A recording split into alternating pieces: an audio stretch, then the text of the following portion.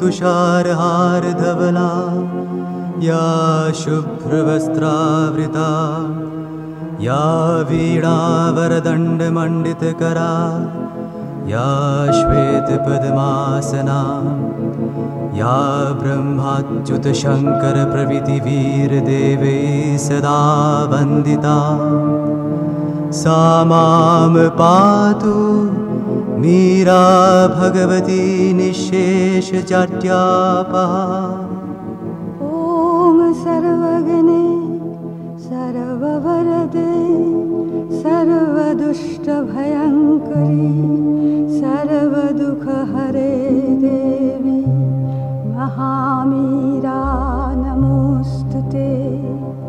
सिद्धिबुद्धिप्रदे देवी भुक्तिमुक्तिप्रदायिनी मन्त्रमूर्ते सदा देवी महामीरा नमोऽस्तुते। आद्यन्तरहिते देवी आद्यशक्ते महेश्वरी योगदे योगसम्भुते महामीरा नमोऽस्तुते महामीरा नमोऽस्तुते।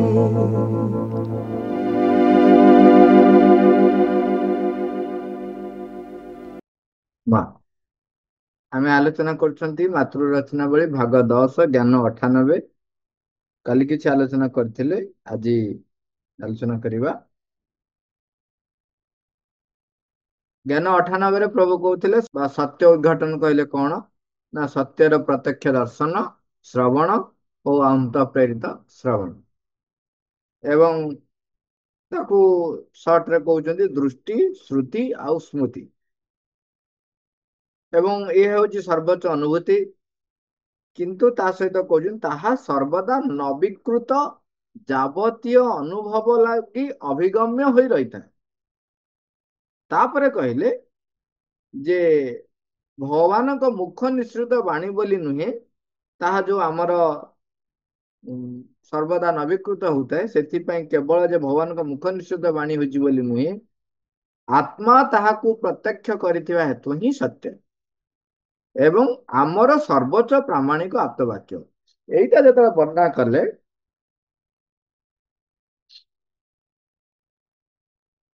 एटा जत वर्णना कले सेतबेले बाइबल रो उदाहरण देथिले एवं कहले जे जो व्यक्ति सी जहा तार आत्मार उपलब्धि करिछि ताहा जे सर्वोच्च प्रामाणिक सत्य यह नुहे आउ जने ताकू उपलब्धि अन्य भावरे करिथाए करिपारे एवं ताहा पाखरे मध्य भिन्न भावरे परिप्रकाश हे पारंत। तेणु आउ जो बाइबल जो कथा गुड़िक कुहाइछि एवं ताकू एमाने केवल कहउछन यह ही सर्वोच्च प्रामाणिक आप्तवाक्य ताहा भूल एवं ता भीतर आउ गोटे कथा कहले सहज कहले छोट छोट कथा जोगुड़ाक कहीं एते परिश्रम करिया पड़ला से कथा कहले जेपरि कि कहले जे तुम बापा मां को भल पाइबो कार प्राण नेबो नहीं तो सेटा को वर्णना करिया जाय कहउछन्ती जे प्रकृत रे कोन हेछि ये ताकू कोन करछन्ती टिके एक्जागोरेट करिके आमे जेम कथा रे कोंती एक्जागोरेट करिके हेतरे से माने वर्णना करछन्ती एवं तापरे कहले जे एई प्रकारर शास्त्र गुड़िक चीन रे मध्य रहिछि। तापरे आज आम आलोचना करिया माँ कहउछन्ती मोर अधिक रु अधिक परिमाण रे एही अभिज्ञताटी हेबारे लागिछि जे एक सत्य उद्घाटन द्वारा जहा आमर गोचर को आसीताए एपरि प्रकृत रे संभव हुए ताहाकू आमे हुए तो समस्त पृथ्वी लगी प्रযোज्य बोली ग्रहण करि परिबा मात्र यार आकारटी सर्वदा व्यक्तिगत होई रहिता सर्वदा ही व्यक्तिगत होई रहिता। यही कथाटी आरंभ कहते जे जो सत्य उद्घाटन है ताहा विश्ववासी उद्घाटन है ताहा सत्य किंतु ताहा व्यक्तिगत तार आकारटी सर्वदा व्यक्तिगत अन्य कहा पाखे अन्य भाव प्रकाश हो पारे। गोटे गोटे सहज भाव आम गोटे उदाहरण नहीं पारिबा मन करा जाऊ जड़े व्यक्ति ଯିଏ ହିନ୍ଦୁ ଧର୍ମର ଉପାସକ ଏବଂ ଆଉ ଜଣେ ଖ୍ରୀଷ୍ଟିଆନ ଧର୍ମର ଉପାସକ। ଦୁଇ ଜଣ କଣ କଲେ, ଦେବୀଙ୍କର ଦର୍ଶନ କଲେ, ଭଗବତୀଙ୍କର ଦର୍ଶନ କଲେ। ଯେତେବେଳେ ଭଗବତୀଙ୍କର ଦର୍ଶନ କଲେ ସେତେବେଳେ ଅ ସିଏ କହୁଛନ୍ତି ଇଏ ହଉଛନ୍ତି ମେରି ବୋଲି, ଏବଂ ହିନ୍ଦୁ ଧର୍ମର ସିଏ କହିଲେ ଇଏ ହଉଛନ୍ତି ମା ପାର୍ବତୀ ବୋଲି। କିନ୍ତୁ କଥାଟି ହେଲା କଣ, ଦେବୀ ଶକ୍ତିଙ୍କର ଏମାନେ ଦର୍ଶନ କରିଛନ୍ତି, କିନ୍ତୁ ସିଏ ତାକୁ ଅନ୍ୟ ଭାବରେ ପରିପ୍ରକାଶ କଲେ ଏବଂ ଇଏ ତାକୁ ଅନ୍ୟ ଭାବରେ ପରିପ୍ରକାଶ କଲେ। ଏହି ପ୍ରକାରର ପରିପ୍ରକାଶ ମଧ୍ୟ ଆମେ ଭିନ୍ନ ଭାବରେ କରିଥାଉ। ତାର ଆହୁରି ଗଭୀରତର ଅର୍ଥକୁ ଗଲେ, ମା ଆଦିଶକ୍ତି ହୁଅନ୍ତୁ ବା ଯେକୌଣସି ବ୍ୟକ୍ତି ଯେତେବେଳେ ସତ୍ୟ ଚେତନାରେ ଯାଇ ଆଦିଶକ୍ତିଙ୍କ ସହିତ ସମ୍ପର୍କୀଭୂତ ହଉଛନ୍ତି କିମ୍ବା ଆଦିଶକ୍ତିଙ୍କର ଭିନ୍ନ ଭିନ୍ନ ବିଭାବ ସହିତ ପରିଚିତ ହଉଛନ୍ତି ବା ସମ୍ପର୍କୀଭୂତ ହଉଛନ୍ତି, ସେତେବେଳେ ତାଙ୍କ ପାଖରେ ଯେ ମା ନିଜକୁ ପୂର୍ଣ୍ଣ ଭାବରେ ବୁଝଉଛି, ତାଙ୍କର ଯେତେ ପ୍ରକାର ବିଭାବ ରହିଛି, କେତେ କେତେ ବିଭାବ ରହିଛି, କେତେ କେତେ ପ୍ରକାର ପରିପ୍ରକାଶ ରହିଛି, ତାଙ୍କ ପାଖରେ ଯେ ପୂର୍ଣ୍ଣ ଭାବରେ ପରିପ୍ରକାଶ ହେଇଛନ୍ତି ତାହା କେବେ ବି ସମ୍ଭବ ନୁହଁ। ତେଣୁ ଯୋଉ ବ୍ୟକ୍ତି ତାଙ୍କୁ ଉପଲବ୍ଧି କରିଛି, ତାଙ୍କ ସହିତ ଏକାତ୍ମ ହେଇଛି, ଯୋଉ ବିଭାବ ସହିତ ଏକାତ୍ମ ହେଇଛି, ସେ ସେଇଟାକୁ ହିଁ ପରିପ୍ରକାଶ କରିବା ପାଇଁ ଚେଷ୍ଟା କରିବ। ଏହା ତ ଆଉ କଣ, ବା ତାଙ୍କର ଆତ୍ମ ଉପଲବ୍ଧି ସେତିକି ହେଇଛି। ଅନ୍ୟ ଜଣଙ୍କ ପାଖରେ ମାଙ୍କର ଅନ୍ୟ ଏକ ବିଭାବ ସିଏ ବ୍ୟକ୍ତ କରିଥାଇ ପାରନ୍ତି। ତେଣୁ ଆପଣ କହିପାରିବେ ନାହିଁ ଯେ ଏହା ସମସ୍ତଙ୍କ ପାଇଁ ସମାନ ଆକାରର ହବ ବୋଲି ବା ସମାନ ପ୍ରକାରର ପ୍ରତିଭାତ ହେଇଥିବ ବୋଲି। ସତେ ଯେପରି ଏହି ଉଦ୍ଘାଟନ ଦ୍ୱାରା ପରମ ସତ୍ୟର ଗୋଟିଏ କୋଣ ଆମର ଦୃଷ୍ଟିଗୋଚର ହେଇଥାଏ। ମା ତାକୁ ଆହୁରି ସ୍ପଷ୍ଟ କରୁଛନ୍ତି, କହୁଛନ୍ତି ପ୍ରକୃତରେ କଣ ନା, ପରମ ସତ୍ୟର ଯୋଉ ବହୁତ ଗୁଡାଏ ଦିଗ ରହିଛି ତାର ଗୋଟିଏ କୋଣ ମାତ୍ର ତମେ ଦୃଷ୍ଟିଗୋଚର ହେଇଛି। ଏହାକୁ ଅଖଣ୍ଡନୀୟ ଭାବରେ କେବଳ ଗୋଟିଏ କୋଣ ବୋଲି ହିଁ କହିବାକୁ ହେବ।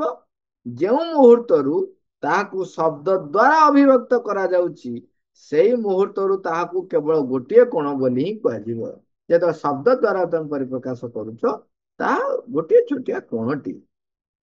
ତୁମେ କୌଣସି ଗୋଟିଏ ପ୍ରକାରର ସ୍ପନ୍ଦନକୁ ଏକ ଶବ୍ଦାତୀତ ଓ ଭାବନାତୀତ ଅନୁଭୂତି ରୂପେ ଅନୁଭବ କଲ ଏବଂ ତାହା ତୁମକୁ ଏକ ସମ୍ପୂର୍ଣ୍ଣ ସତ୍ୟର ଅନୁଭୂତି ଆଣି ଦେଇଗଲା। ଏବଂ ତାପରେ ଯଦି ତୁମେ ଅତ୍ୟନ୍ତ ସ୍ଥିର ହୋଇ ରହିପାରିବେ, ଆଦୌ କିଛି ହେଲେ ଜାଣିବା ଲାଗି କୌଣସି ଚେଷ୍ଟା କରିବ ନାହିଁ। ଜାଣିବା ଲାଗି ଆମେ ଚେଷ୍ଟା କରିବା ଅର୍ଥ ହଉଛି ମନ ଇଣ୍ଟରଫିୟର କରିଯିବ। ଜାଣିବା ଲାଗି କୌଣସି ଚେଷ୍ଟା କରିବ ନାହିଁ, ତେବେ କିଛି ସମୟ ପରେ ମନେ ହେବ ସତେ ଯେପରି ସେଇ ସ୍ପନ୍ଦନଟି ଗୋଟିଏ ଫିଲ୍ଟର ମଧ୍ୟ ଦେଇ ଗତି କରି ଯାଉଛି ଏବଂ ଗୋଟିଏ ପ୍ରକାରର ଧାରଣା ରୂପେ ତାହାର ଏକ ତର୍ଜମା ମଧ୍ୟ ହେଇଯାଉଛି। ଯଦି ସାକ୍ଷୀ ସ୍ୱରୂପ ହେଇକି ଆପଣ ଦେଖିବେ, ମା ବର୍ଣ୍ଣନା କରୁଛନ୍ତି, ଯଦି ସାକ୍ଷୀ ସ୍ୱରୂପ ଭାବରେ ଆମେ ଦେଖିବା, ତାହେଲେ ଆମେ ଯୋଉ ଉପଲବ୍ଧି କରିଛନ୍ତି ସତ୍ୟକୁ, ତାହା କିଛି ସମୟ ପରେ ବର୍ଣ୍ଣନା କରୁଛି ଯେମିତି ଗୋଟେ ଫିଲ୍ଟର ଭିତରେ ଦେଇକିରି ପଶିକିରି ଏପଟରେ ଛାଣି ହେଇକି ବାହାରୁଛି। ତାମାନେ ସିଏ କଣ ହଉଛି, ଗୋଟିଏ ତର୍ଜମା କ୍ଷେତ୍ରରେ ପ୍ରବେଶ କରିଯାଏ ଏବଂ ତାକୁ ତର୍ଜମା କରିକିରି ସିଏ ତାର ନିଜ ହିସାବରେ ଗୋଟେ ରୂପ ତାକୁ ଦେଇଦିଏ। ଯେମିତି ଆପଣ ଯୋଉ ପ୍ରକାରର ଛଣ ଜାଲି ରଖିଥିବେ, ସେଇ ଅନୁସାରେ ଦାନା ଛାଣି ହବ। କୋଉ ଦାନା ରହିବ, କୋଉ ଦାନା ଛାଣି ହବ।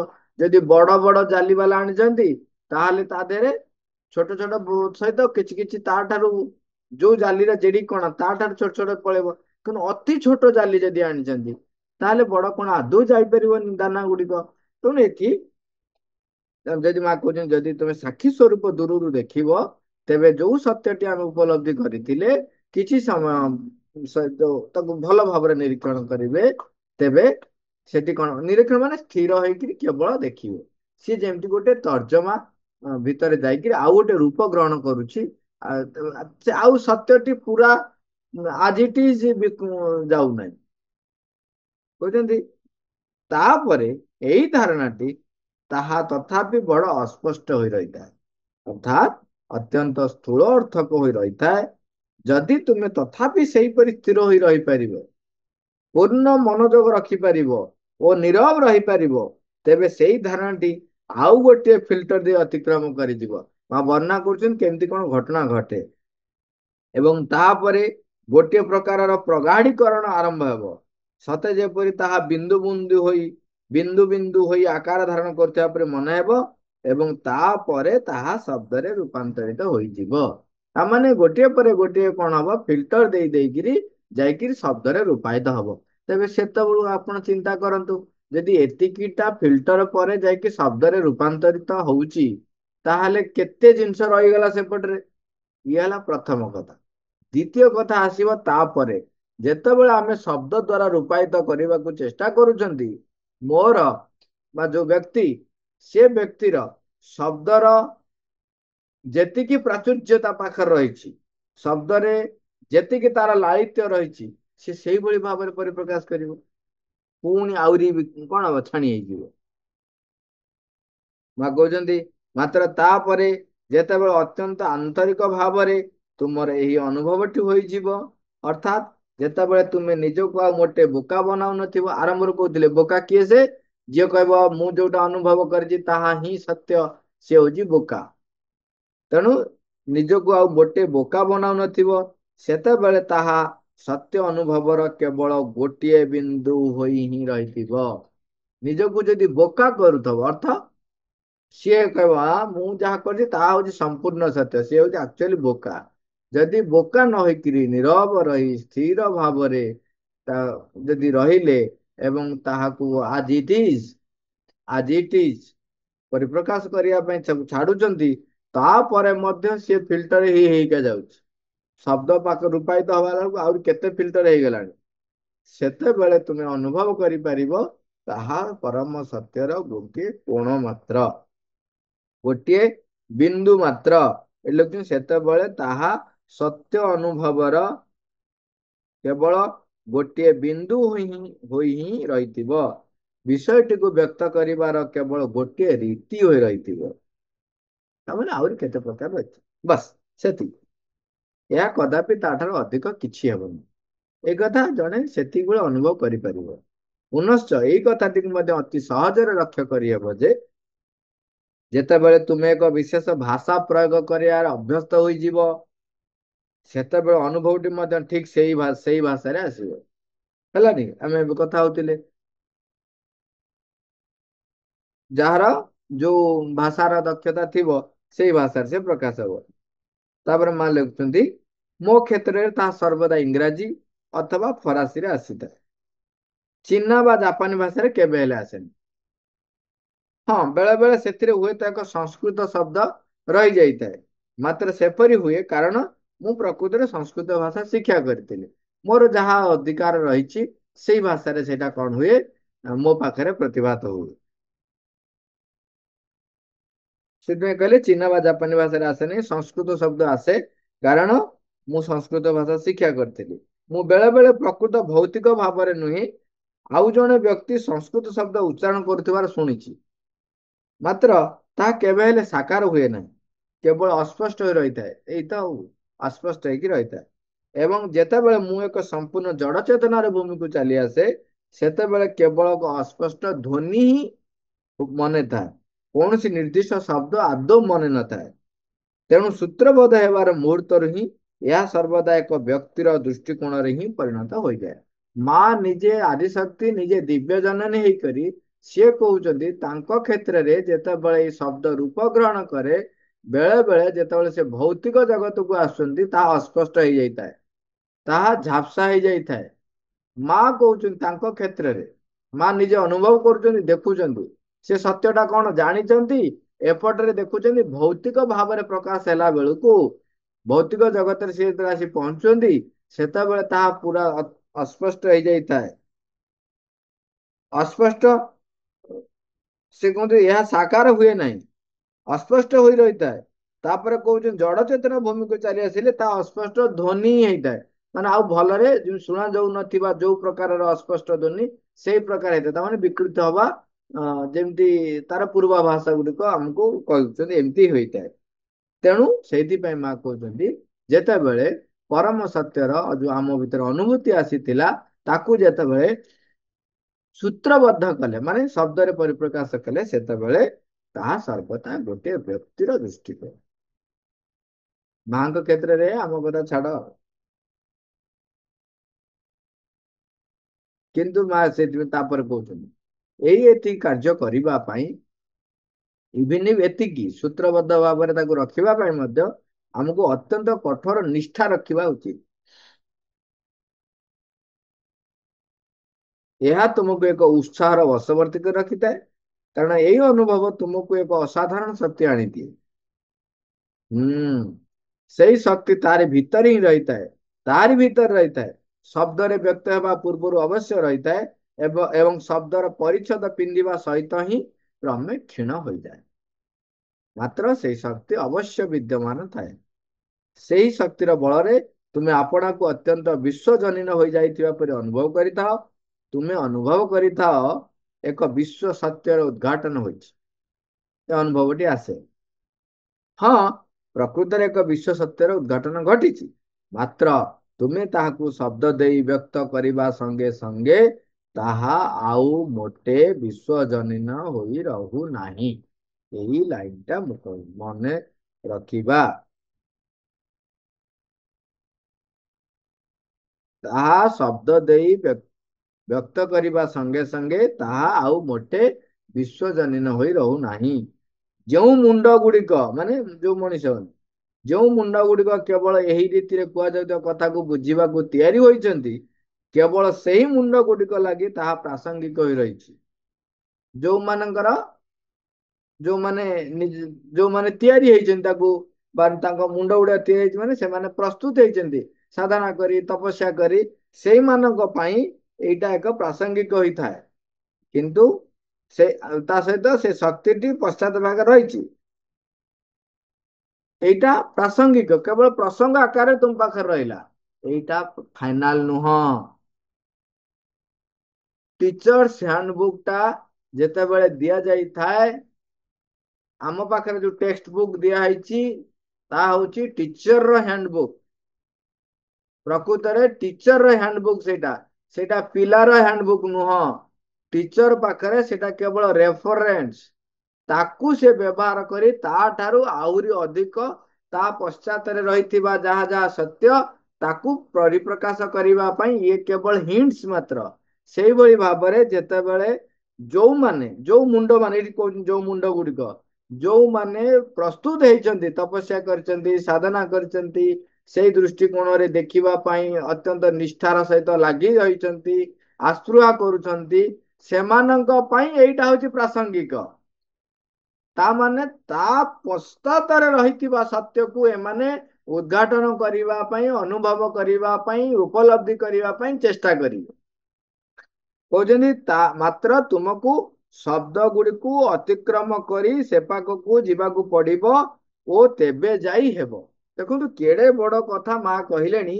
ଯୋଉମାନେ ଆତ୍ମ ଉପଲବ୍ଧି କରୁଛନ୍ତି, ଯୋଉମାନେ ଭଗବାନଙ୍କ ସହିତ ସମ୍ପର୍କ ସ୍ଥାପନ କରୁଛନ୍ତି, ସେମାନଙ୍କ ଭିତରକୁ ଯୋଉ ଉପଲବ୍ଧି ହଉଛି ତାହା କେତେଟା ଫିଲ୍ଟର ଦେଇକି ଯାଉଛି, ତାହା ପୁଣି ଯେତେବେଳେ ଭୌତିକ ଜଗତକୁ ଆସୁଛି ସେଇଟା ଅସ୍ପଷ୍ଟ ହେଇଗଲାଣି।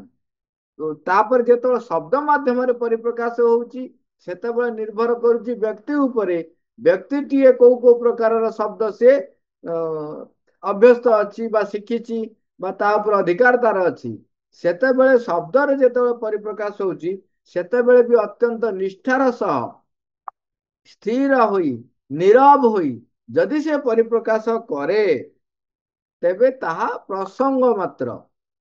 ତାମାନେ ଏତକ ଘଟଣା ଘଟିଲା ପରେ ତାହା ପ୍ରାସଙ୍ଗିକ ହୋଇକି ରହିଥାଏ। ତାକୁ ଆଉ ଜଣେ କିଏ ବୁଝିପାରିବ? ପୁଣି କହୁଛନ୍ତି ନା ଯିଏ ସେ ଚେତନାର ସ୍ତରରେ ସେଇ ସ୍ତରକୁ ପହଞ୍ଚିଛି, ତାମାନେ ତାର ପୂର୍ବ ପ୍ରସ୍ତୁତି ସେତିକି ସିଏ କରିଛି, ତାହେଲେ ସେ ସେତିକି ବୁଝିପାରିବ। ତା ପ୍ରକୃତରେ ବୁଝିପାରିବ କେତିକି ନା ଏତିକି କଥାକୁ ଧରି ପାରିବ। ତାକୁ ଆହୁରି ଚେଷ୍ଟା କରିବାକୁ ପଡିବ ସେଇ ଯୋଉ ପ୍ରସଙ୍ଗର ପଶ୍ଚାତରେ ରହିଥିବା ସତ୍ୟକୁ ଉପଲବ୍ଧି କରିବା ପାଇଁ। ଇଏ ହଉଛି କେତେ ବଡ ଗହନ ବେପାର। କିନ୍ତୁ ଆମେ ଅଳ୍ପ ଅଳ୍ପ ବହି କିଛି ପଢି ଦେଇ କିଛି ଜ୍ଞାନ ଅର୍ଜନ କରିସାରିଲା ପରେ ଆମେ କହୁଛୁ ମୁଁ ଯାହା କହୁଛି, ମୁଁ ଯାହା ବ୍ୟାଖ୍ୟା ଦଉଛି, ମୁଁ ଯାହା ଉପଲବ୍ଧି କରିଛି, ମୁଁ ଯାହା ସତ୍ୟ ଜାଣିଛି, ତାହା ହିଁ ସମ୍ପୂର୍ଣ୍ଣ ସତ୍ୟ। ଆମେ କେଡେ ବୋକା, ଖାଲି ବୋକା ନୁହଁ, ମା ତ ହେଲେ ବୋକାଟାକୁ ଟିକେ ଉଚ୍ଚରେ ରଖିଛନ୍ତି। ଯେ ବୋକା ହଉଛି କିଏ? ସେ ନା ସେ ଯୋଉ ସତ୍ୟ ଉପଲବ୍ଧି କରିଛି, ତାକୁ ସେ କହୁଛି ଏଇଟା ହିଁ ସମ୍ପୂର୍ଣ୍ଣ ସତ୍ୟ। କିଏ ବୋକା? ଆମେ ସତ୍ୟ ଜାଣିନୁ, ଉପଲବ୍ଧି କରିନାହୁଁ, ସେଇ ଶବ୍ଦ ଗୁଡ଼ିକୁ ପଢି ଦେଇକିରି ସେତିକିରେ ଯୋଉ ଜ୍ଞାନ ଗାରିମା ଆମର ଆସୁଛି, ତାକୁ ବ୍ୟବହାର କରିକି ତାକୁ କରିକି ଆମେ କଣ କହୁଛୁ ନା ମୁଁ ହଉଛି ମହାଜ୍ଞାନୀ, ମୋ ଭିତରେ ମାଙ୍କର ଅନ୍ତର୍ପ୍ରେରଣା ଆସୁଛି, ମୁଁ ମାଙ୍କ ସହିତ ସଂଯୁକ୍ତ ହେଇକି କାମ କରୁଛି, ତେଣୁ ମୁଁ ଯାହା କହୁଛି ତାହା ହଉଛି ସର୍ବୋଚ୍ଚ ପ୍ରାମାଣିକ ସତ୍ୟ। ତାମାନେ ମୁଁ ବୋକା ନୁହଁ, ମୁଁ ହଉଛି ମହା ମୂର୍ଖ। ତେଣୁ ଆମକୁ କେତେ ଗ୍ରହଣଶୀଳ, କେତେ ନିଷ୍ଠାପର ଏବଂ କେତେ ଶାନ୍ତ ନୀରବ ହବାକୁ ପଡିବ। ସେଥିପାଇଁ ଯୋଉ ଅଭ୍ୟାସ କରିବା ପାଇଁ କହୁଛନ୍ତି ଯେ କିଛି ସମୟ ପୁରା ନୀରବରେ ଆବାହନ କରିବ, ଶାନ୍ତି, ସ୍ଥିରତା, ଅଚଞ୍ଚଳତା, ନିଶ୍ଚଳ ନୀରବତା। ମାନେ ମୋ ଭିତରେ ଆସୁ, ମୋ ଭିତରେ ଆସୁ, ତାଙ୍କୁ ଆହ୍ୱାନ କରିବ। ସେଇ ନୀରବତା ଅବସ୍ଥାରେ ପ୍ରବେଶ କରିବାକୁ ଚେଷ୍ଟା କରିବା, ସ୍ଥିର ରହିବା ଏବଂ ନିଷ୍ଠାପର ରହିବା, ଅପ୍ରତିହତ ଆସ୍ପୃହା ରଖିବା। ତାହେଲେ ଯୋଉ ଶବ୍ଦ ଆମେ ଲେଖା ପଢୁଛନ୍ତି, ଯୋଉ ଶବ୍ଦ ଆମେ ଶୁଣୁଛନ୍ତି, ତାହା ଆମକୁ କଣ କରିବ? ସେ ଶବ୍ଦ ପଶ୍ଚାତରେ ରହିଥିବା ଉତ୍ସକୁ ବା ଶବ୍ଦକୁ ଅତିକ୍ରମ କରି ସେଇ ଉତ୍ସରେ ପହଞ୍ଚିବା ପାଇଁ ଆମ ଭିତରେ ଶକ୍ତି ସାମର୍ଥ୍ୟ ଆସିବ, ଆମେ ସେଠି ପହଞ୍ଚି ପାରିବା। ତାପରେ ମା ଭଗବତୀଙ୍କର କୃପା ହେଲେ ଆମେ ତାକୁ ହୃଦୟଙ୍ଗମ କରିପାରିବା। ମା ଭଗବତୀଙ୍କର କୃପା ହେଲେ ତାହା ଆମ ଭିତରେ ପରିପ୍ରକାଶ ହେବା ପାଇଁ ଏକ ମାଧ୍ୟମ ପାଇପାରିବ। ଆମକୁ କେତିକି ପ୍ରସ୍ତୁତ ହେବାକୁ ପଡିବ ଚିନ୍ତା କର। ମା କହୁଛନ୍ତି ଏଇଭଳି ବିଷୟ ମୋ ପାଖକୁ ବାରମ୍ବାର ଅଧିକ ଆସୁଛି, ଆଉ ମୁଁ ସେଗୁଡିକୁ ଖଣ୍ଡେ କାଗଜ ଉପରେ ସର୍ବଦା ଟିପି ରଖୁଛି। ଆଉ ସର୍ବପ୍ରଥମେ ସତ୍ୟ ଏକ ବିସ୍ଫୋରଣ ଘଟୁଛି, ସତ୍ୟ ଶକ୍ତିର ଏକ ବିସ୍ଫୋରଣ ଘଟୁଛି। ସତେ ଯେପରି ଧଳା ରଙ୍ଗର ଏକ ବୃହତ ଆତସବାଜି ହୋଇ ବିସ୍ଫୋରଣ ଗୁଡିକ ଆସି ଅଜାଡି ହୋଇ ପଡୁଛି। ମାନେ ମା ବର୍ଣ୍ଣନା କରୁଛନ୍ତି କେମିତି ତାଙ୍କ ମାନେ ଅବତରଣ କରି ଯାଉଛି ସତ୍ୟ ଗୁଡିକ। ଆମେ ସାଧାରଣତଃ ଯେଉଁ ସବୁ ଆତସବାଜିର ପ୍ରଦର୍ଶନ ଦେଖୁଥାଉ, ଏହା ତାଠାରୁ ଆହୁରି ଅନେକ ବୃହତ। ମାନେ ସେ ସତ୍ୟ ଶକ୍ତି ତାଙ୍କ ପାଖରେ କେମିତି ଆସିକିରି ପହଞ୍ଚୁଛି ଏବଂ ପରିପ୍ରକାଶ ହଉଛି, ବିସ୍ଫୋରଣ ହଉଛି ମାଙ୍କ ପାଖରେ। ଯେମିତି ଆତସବାଜିରେ ଯେମିତି ଗଡମା ଫୁଟେ ଢୋ ଢୋ ଢୋ ଢୋ ହେଇକିରି, ମା କହୁଛନ୍ତି ସେ ସତ୍ୟ ତାଙ୍କ ଭିତରେ ଅବତରଣ କରୁଛି ଏବଂ କରିକି ତାଙ୍କ ଭିତରେ ପରିପ୍ରକାଶ ହଉଛି। ଆମେ ସାଧାରଣତଃ ଯୋଉ ଆତସବାଜି ପ୍ରଦର୍ଶନ ଦେଖୁ, ଏହା ତାଠାରୁ ଆହୁରି ଅନେକ ବୃହତ ଏବଂ ଏହା ଚକ୍ରି ବୁଲିବାରେ ହିଁ ଲାଗିଥାଏ। ମା ମୁଣ୍ଡ ପୁଣିକିତ କଲେ କେବଳ ମନ୍ଥନ କରିବା ଲାଗିଥାଏ, ତାପରେ ଏକ ଧାରଣା ଦାନା ବାନ୍ଧି ଆସୁଥିବା ପରି ଅନୁଭବ ହୁଏ। ସେଇ ଧାରଣାଟି ଅପେକ୍ଷାକୃତ ନିମ୍ନତର ହୋଇ ରହିଥାଏ, ସତେଅବା ଏକ ଢାଙ୍କୁଣୀ ପରି ହୋଇ ରହିଥାଏ। ଧାରଣାଟି ମଧ୍ୟରେ ତାର ଏକ ଆପଣାର ଏକ ଅବବୋଧ ରହିଥାଏ। ଆଗରୁ ଅବବୋଧଟି ଅବଶ୍ୟ ରହିଥିଲା ସତ, ମାତ୍ର ତା ସହିତ ଏଇ ଧାରଣାଟି ଆଦୌ ନଥିଲା, ତେଣୁ ଅବବୋଧଟିର ଆଦୌ କୌଣସି ସଂଜ୍ଞା ନିରୂପଣ କରିହେଉନଥିଲା। ଏଇ କ୍ଷେତ୍ରରେ ସବୁବେଳେ ଗୋଟିଏ କଥା ନିଶ୍ଚୟ ରହୁଛି, ସତେଅବା ଏକ ପ୍ରଭାସ୍ୱର ମହାନ ଶକ୍ତିର ବିସ୍ଫୋରଣ ଘଟିବାରେ ଲାଗିଛି। ଏବଂ ତାପରେ ଏହାର ଏକ ପରବର୍ତ୍ତୀ ପର୍ଯ୍ୟାୟରେ ଯଦି ତୁମେ ତା ଆଡକୁ ଅନାଇ ଦେଖିବ, ଅତ୍ୟନ୍ତ ସ୍ଥିର ହୋଇ ରହିଥିବ, ବିଶେଷ ଭାବରେ ତୁମର ମସ୍ତିଷ୍କ ସମ୍ପୂର୍ଣ୍ଣ ସ୍ଥିର ହୋଇ ରହିଥିବ, ସବୁ କିଛି ନୀରବ ହୋଇ ଆସିବ। ଏଇ କଥାଟି ବାରମ୍ବାର ମନେ ରଖିବା, ମସ୍ତିଷ୍କକୁ ସ୍ଥିର କରିବା, ନୀରବ ରହିବା, ମାନେ ପୁରା ଗତିହୀନ ଅବସ୍ଥାରେ। ସେତେବେଳେ ହଠାତ୍ କେହି ଯେପରି ମୁଣ୍ଡ ଭିତରେ ତୁମକୁ କିଛି କହିବାକୁ ଆରମ୍ଭ କରିବ। କେହି ଜଣେ ତୁମକୁ କଣ କହୁଥିବ, ପ୍ରକୃତରେ ସେଇ ବିସ୍ଫୋରଣ ହିଁ କହୁଥିବ। ସେତେବେଳେ ମୁଁ ହାତରେ କାଗଜ ପେନସିଲ ଧରି ବସେ ଓ ଲେଖିବାକୁ ଆରମ୍ଭ କରେ। ସେ ଯାହା ସତ୍ୟଟି ପରିପ୍ରକାଶ ହଉଥାଏ, ମା ବର୍ଣ୍ଣନା କରୁଛନ୍ତି ତାଙ୍କ କ୍ଷେତ୍ରରେ ଯେତେବେଳେ ଆସେ, ମା କରନ୍ତି ସେଇ ସମୟରେ ସାଙ୍ଗେ ସାଙ୍ଗେ କାଗଜରେ ଲେଖିବାକୁ ଆରମ୍ଭ କରିଦିଅନ୍ତି। ମାତ୍ର ଯିଏ କହୁଛି ଏବଂ ଯିଏ ଲେଖୁଛି ତା ଭିତରେ ଅତିକ୍ରମ କରିବା ଭଳି ତଥାପି ଏକ ବ୍ୟବଧାନ ରହିଥାଏ। ଦେଖନ୍ତୁ, ଯିଏ କହୁଛି ଆଉ ଯିଏ ଲେଖୁଛି, ଉପରୁ ମୋ ପାଖକୁ ଆସୁଛି, ମୁଁ ଲେଖୁଛି, ଏ ଭିତରେ ବି ବ୍ୟବଧାନ ରହିଯାଇଥାଏ। ସେତେବେଳେ ଉପରେ ଥିବା କେହି ସତେ ଯେପରି ଆଦୌ ସନ୍ତୁଷ୍ଟ ହୋଇପାରୁନଥାଏ। ତା ମାନେ ଉପରୁ ଯିଏ କହୁଛି, ଯେତେବେଳେ ଆମେ ଆଉ ଯିଏ ଲେଖୁଛି, ଯୋଉ ବ୍ୟକ୍ତି ଲେଖୁଛି, ଦେଖନ୍ତୁ ବ୍ୟକ୍ତି ନିଜେ ଲେଖୁଛି, ଉପରୁ ତା ଭିତରେ ଅବତରଣ କରୁଛି, ମା କହୁଛନ୍ତି, ସେତେବେଳେ ଉପରୁ ଯିଏ କହୁଥାଏ ସିଏ ଜମା ସନ୍ତୁଷ୍ଟ ହୁଏନି। କାହିଁକି ସନ୍ତୁଷ୍ଟ ହୁଏନି? କାହିଁକିନା ଲେଖିଲା ବେଳକୁ ସେ ଯାହା ଚାହୁଁଥାଏ ସମ୍ପୂର୍ଣ୍ଣ ଭାବେ ତାହା ଲେଖି ହୋଇ ପାରୁନଥାଏ। ତେଣୁ ମୁଁ ଆଉ କିଛି ସମୟ ସେପରି ନୀରବ ହୋଇ ରହେ। ମା ସେଥିପାଇଁ କହୁଛନ୍ତି, ଯେତେବେଳେ ଏଇ ପ୍ରକାର ଘଟଣା ଘଟେ ମୁଁ ଆହୁରି ନୀରବ ରହିଯାଏ। ନୀରବ ରହିଲା ପରେ କହୁଛି, ନାଇଁ ନାଇଁ, ସେଇ ଶବ୍ଦଟି ମୋଟେ ନୁହଁ, ଏଇ ଶବ୍ଦଟି ଠିକ। କାରଣ ସେ ଶବ୍ଦଟି ଯୋଉଟା ଠିକ ସେ ପୁଣି ବଦଳଉଛି। କିଏ ଉପରୁ ଯିଏ କହୁଛି, ବେଳେ ବେଳେ ଏଇ ଚୂଡାନ୍ତ ନିର୍ଣ୍ଣୟରେ ପହଞ୍ଚିବା ଲାଗି ଦୁଇ ଦିନ ସମୟ ଲାଗିଥାଏ। ମାନେ ଯୋଉ ଶବ୍ଦଟି ଯେତେବେଳେ ପରିପ୍ରକାଶ କରୁଛନ୍ତି, ସେ ନା ନା ନା ଏ ଶବ୍ଦ ନୁହଁ, ଆଉ ଗୋଟେ ଶବ୍ଦ। ମାନେ ସିଏ କଣ କହୁଛନ୍ତି ତାକୁ ଶ୍ରବଣ କରିକିରି ଶବ୍ଦରେ ରୂପାୟନ କରିବା, ତା ଭିତରେ ସିଏ ପୁଣି ମନା କରୁଥିବ, ନା ଏ ଶବ୍ଦ ନୁହଁ। ସେଇଥିପାଇଁ କହିଲେ ଯେ ପୂର୍ବରୁ ଅସ୍ପଷ୍ଟ ଧ୍ୱନି ଭଳି ଲାଗୁଥାଏ ଯେତେବେଳେ ଭୌତିକ ଜଗତକୁ ଆସି ପହଞ୍ଚିଯାନ୍ତି। ବେଳେ ବେଳେ ଏଇ ଚୂଡାନ୍ତ ନିର୍ଣ୍ଣୟରେ ପହଞ୍ଚିବା ଲାଗି ଦୁଇ ଦିନ ସମୟ ଲାଗିଥାଏ। ମାତ୍ର ଯେଉଁମାନେ ପ୍ରାପ୍ତ ଅନୁଭବଟିର ଶକ୍ତି ବିଷୟରେ ସନ୍ତୁଷ୍ଟ ହୋଇ ରହିଯାଆନ୍ତି, ସେମାନେ ଏହାକୁ ନେଇ ଅଳ୍ପକରେ କଣ ଗୋଟେ ନିର୍ଣ୍ଣୟ କରି ପକାନ୍ତି ଏବଂ ସଂସାର ମଧ୍ୟକୁ ଏପରି ନାନା ଉତ୍ତେଜନାଦାୟକ ସତ୍ୟ ପରିଚୟର ପ୍ରେରଣା କରିବାରେ ଲାଗିଥାନ୍ତି, ଯାହାକି ପରମ ସତ୍ୟର କେବଳ ଏକ ବିକୃତ ରୂପ ହିଁ ପ୍ରକାଶ କରୁଥାଏ। ଆଉ ଯେତେବେଳେ ସିଏ ଆହୁରି ଅପଡେଟ ହବାକୁ କହୁଛି, ସିଏ ଦେଖୁଛି ଯେ ତମେ ସେ ଯୋଉ ଧ୍ୱନି ଉଚ୍ଚାରଣ କରୁଛି ଆମେ ଶୁଣି ପାରୁନାହୁଁ ବା ଲେଖିଲା ବେଳେ ତାକୁ ଅନ୍ୟ ପ୍ରକାର ଲେଖୁଛୁ, ସେତେବେଳେ ସିଏ ତାର ଜାହିର କରୁଛି ବା ସେ ଜଣେଇ ଦଉଛି ଯେ ନାଇଁ ନାଇଁ, ତମେ ଯାହା ଲେଖୁଛ ତାହା ଶବ୍ଦ ନୁହଁ, ଆଉ ଗୋଟେ ଶବ୍ଦ। ସେତେବେଳେ ଯଦି ଆମେ ତାକୁ ନ ଶୁଣି ଯାହା ମୁଁ ଲେଖୁଛି ତାହାକୁ ହିଁ ପରିପ୍ରକାଶ କରିବି ଏବଂ ତାକୁ ହଁ ଏଇଟା ଠିକ ବୋଲି ଯଦି ମୁଁ ପରିପ୍ରକାଶ କରିଦଉଛି, ମା କହୁଛନ୍ତି ସେ କଣ କରେ ନା ଉତ୍ତେଜନାଦାୟକ ସତ୍ୟ ପରିଚୟର ପ୍ରେରଣା କରିବାରେ ଲାଗିଥାଏ। ଉତ୍ତେଜନାଦାୟକ ସତ୍ୟ ତା ଭିତରେ ପ୍ରେରଣ ହୁଏ ଏବଂ ସେ ସେଇଟାକୁ ଲେଖିବାକୁ ରୂପ ଦିଏ। ମା କହୁଛନ୍ତି ସେଗୁଡାକ କଣ ହେଇଯାଏ ନା ପରମ ସତ୍ୟର କେବଳ ବିକୃତ ରୂପ ହିଁ ହେଇକି ରହିଥାଏ। ତେଣୁ ତୁମକୁ ଅତ୍ୟନ୍ତ ଅଟଳ ଓ ସ୍ଥିର ହୋଇ ରହିବାକୁ ପଡିବ। ଆପଣର ଦୃଷ୍ଟିକୁ ଅତ୍ୟନ୍ତ ସମୀକ୍ଷାତ୍ମକ ରଖିବାକୁ ହେବ। ଏଇଟା ପଢିଦବା, ଏଇ ପାରାଗ୍ରାଫଟି ସାରାଂଶ ପାରାଗ୍ରାଫଟି ମା ଲେଖୁଛନ୍ତି। ତେଣୁ ତୁମକୁ ଅତ୍ୟନ୍ତ ଅଟଳ ଓ ଅସ୍ଥିର ହୋଇ ରହିବାକୁ ପଡିବ। ଆପଣର ଦୃଷ୍ଟିକୁ ଅତ୍ୟନ୍ତ ସମୀକ୍ଷାତ୍ମକ କରି ରଖିବାକୁ ହେବ। ବିଶେଷ ଭାବରେ ଅତ୍ୟନ୍ତ ଶାନ୍ତ, ସ୍ଥିର ଓ ନୀରବ ହୋଇ ବସି ରହିବାକୁ ପଡିବ। ଅନୁଭବଟିଏ ହେବା ମାତ୍ରକେ ତାକୁ ଦୌଡ଼ି ଯାଇ ମାଡ଼ି ବସିବାର ସକଳ ପ୍ରବୃତ୍ତିକୁ ତ୍ୟାଗ କରିବାକୁ ପଡିବ। ଓହ, ଏ ଅନୁଭୂତିଟି ପୁଣି କଣ, ଏଇ ଅନ୍ୟଟି ବି କଣ, ଏପରି ହେଲେ ଆଦୌ ହେବ ନାହିଁ। ତାହା ସବୁ କିଛିକୁ ବିଗାଡି ଦବ। ତମର ଏଇଟା ଅନୁଭବ, ନୂଆ ଅନୁଭବ ଆସିଲା ନା, ତମେ ସେଇ ଅନୁଭବଟିକୁ ପୁଣି ଧରିବ। ତେଣୁ ସେମିତି କେବେ ବ୍ୟସ୍ତ ହବ ନାହିଁ, ଆଦୌ ହବ ନାହିଁ। ନଜର ରଖିବାକୁ ପଡିବ, ଅତ୍ୟନ୍ତ ନିକଟବର୍ତ୍ତୀ ହୋଇ ନଜର ରଖିବାକୁ ପଡିବ। ଶବ୍ଦ ଗୁଡିକ ମଧ୍ୟରେ ମୂଳ ସ୍ପନ୍ଦନଟିର କିଛି ଅଂଶ ଅବଶ୍ୟ ଥିବ, ସାମାନ୍ୟ ପରିମାଣରେ ଥିବ, ତଥାପି ଥିବ। ମାନେ ଅସ୍ପଷ୍ଟ ଆସୁଛି, ତାହା ସତ୍ୟ। ଯେତେବେଳେ ପରିପ୍ରକାଶ ହେବାକୁ ଯାଉଛି ଅସ୍ପଷ୍ଟ ହେଇଗଲାଣି, କିନ୍ତୁ ତା ଭିତରେ ସତ୍ୟଟି ଥିବ, ମୂଳ ସ୍ପନ୍ଦନଟି ନିଶ୍ଚୟ ଥିବ। ତାକୁ ଧରିବାର ଅଛି। ନିଶ୍ଚୟ କିଛି ନା କିଛି ଥିବ ଯାହାକି ତୁମର ମୁଖ ଉପରେ ହସ ଫୁଟାଇ ଆଣୁଥିବ, ଅତ୍ୟନ୍ତ ସୁଖକର ବୋଧ ହେଉଥିବ, ଉଜ୍ଜଳ ବର୍ଣ୍ଣ ସୁରା ପରି ଉଦ୍ଭାସିତ ଦେଖା ଦେଉଥିବ। ଏବଂ ଏଠାରେ ମା କହୁଛନ୍ତି ଏଠାରେ ସବୁ ନିରସ ହୋଇ ରହିଥିବ।